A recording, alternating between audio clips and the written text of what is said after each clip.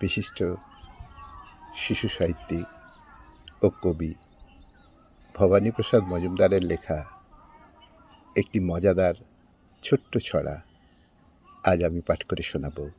ছড়া কাগজের কেরামতি। শুরু করছি। স্যার বললেন, কাগজ হলো বিজ্ঞাপনেরই দান। সব কাজেতেই কাগজ লাগে, কাগজ বাড়ায় মান। স্কুল বা কলেজ, দোকান বাজার, অফিস আদালতে কাগজ ছাড়া কোনো কাজই হয় না কোনো মতে। বুঝলে তো সব? প্রশ্ন এবার করছি আমি চরম।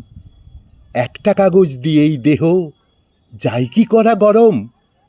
মুচকি হেসেই বললে পাঁচু, বলছি শপথ নিয়ে, বাবার শরীর করেছি গরম একটা কাগজ দিয়ে।